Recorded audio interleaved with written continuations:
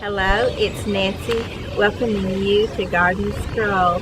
And this morning I am standing by my favorite spot in the whole garden because it's the only spot that I have cleaned out.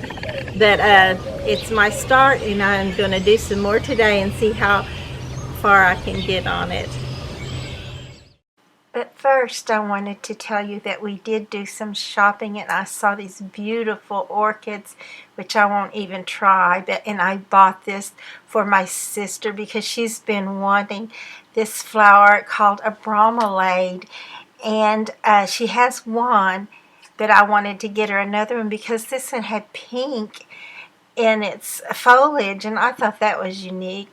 And then also I'm going to try begonias again.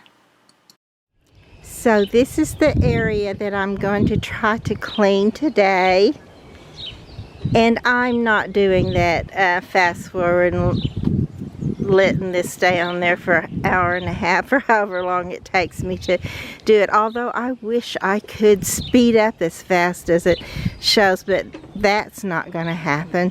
So I'll just have to plod along at the rate I can handle, and eventually, hopefully, it will still all be cleaned out.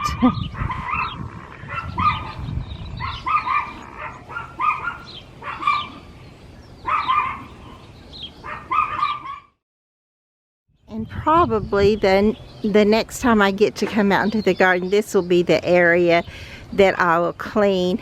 But I wanted to say that I can just hear someone saying, "You're getting a little proud of them fingernails there, aren't you, Nancy?" So I wanted to tell you that I prayed for those fingernails for years and years, and I would try, and they would get just a little bit of length on them, like maybe a quarter, an eighth, or a quarter of an inch, and they would break. But I found out that I have psoriasis nails, and I started rubbing psoriasis cream on them, along with I had been taking biotin for all those years and years trying to strengthen them.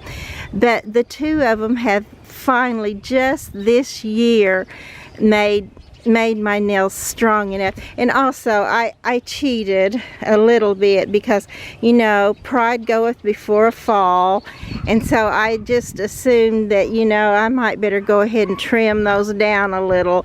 So I actually took off about at least an eighth to a quarter of an inch of them. So they're shorter now, but they're still long and pretty, and I still like them. So I'm still hoping to get to keep them, which I know that's just a vanity thing. But you know, vanity of vanities, all is vanity, and that's my vanity of choice. But I'm going to get busy today, and I'll hope to report back to you and show you what I've got done, which I assume it'll probably just be this little area right here. But that would be great, just to get that cleaned out. I'm so happy to get this little side cleaned out over here. And look, my husband did get this put up for me, and it looks great. And oh, you know what, I'm hoping that bluebirds move in. So in this area that I'm cleaning now, there's a lot of larkspur, just a lot of larkspur coming up thick, and I am going to actually pull that up. If you'll see this little plant in the center, and then back here, these are tall phlox that did not bloom and were almost just, they weren't taken out yet, but they will eventually go ahead and die. This larkspur will take over.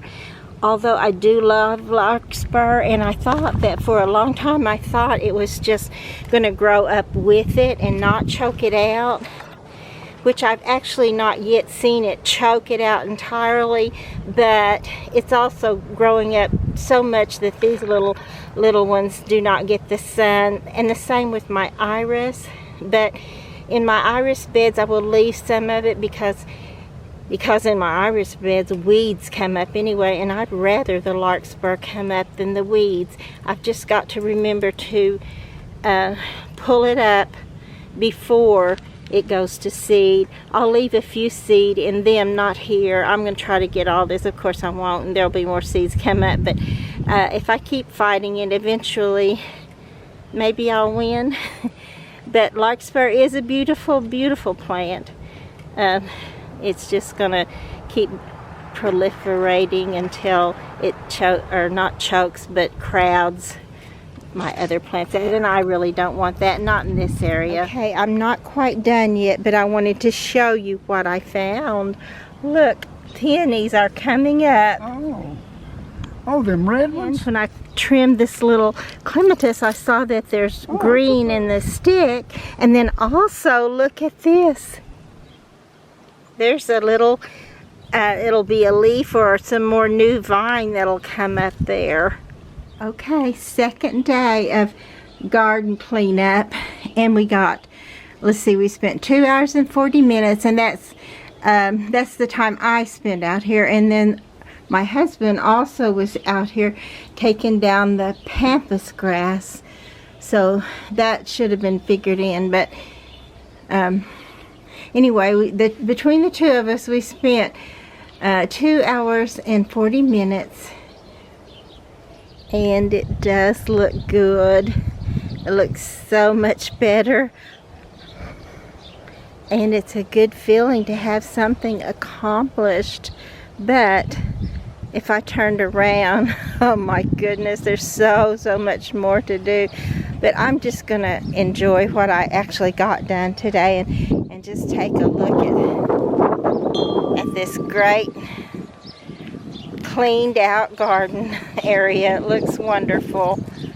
And then here's, of course, where he chopped down the pampas grass for me. There's another one over on the other side of that bush, which is a flowering quincy. And tomorrow I will pick out another place. Actually, maybe not tomorrow. It may be Monday before I actually get back out here again, and it may be raining Monday, so we'll see. But oh my, it needs to be cleaned out. Every place I look just needs to be cleaned out so badly, and I hate seeing it like this, but that is just the process. That's just the only thing that can be done. Although every single spring I wish one of two things would happen.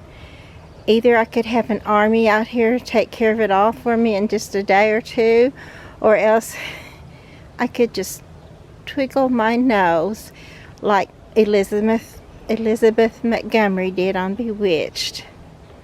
So that's not going to happen, so we're going to have to just get after it, and I will stay after it as best as I can because I want it done.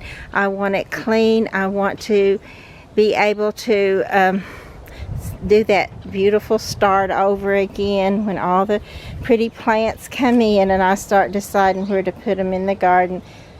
That's a wonderful time, even though it's work too, but it's much more of a fun work to me, even though really I enjoyed today simply because it was a beautiful day outside. Oh, and one other thing I forgot to tell you, my nails came through day 2 of cleaning out the garden. Upon closer inspection, my nails did not come through unscathed. I don't know if you can tell, but this one right here, my psoriasis had kicked in. When you're out there working in the garden, it's just rough on your hands and they get dry, and my nails got brittle.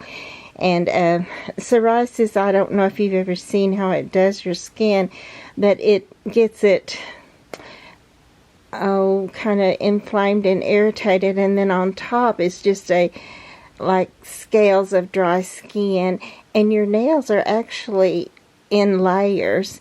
So in psoriasis now, the top layer, or even more than that, they can just all just become like dry and like they're into little scales. Like if you were to file them, you see the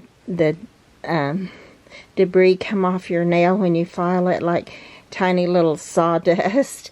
But this will just do it automatically, but not come out evenly. So that's what happened to not only this one, but also this one. Not this one, it didn't take as much off, but this one, when I tried to file it, was so weak and fragile that it just actually took it down to pretty much down to the nubbin, not quite. It's got a little bit of a nail there, so I'm gonna leave them and see.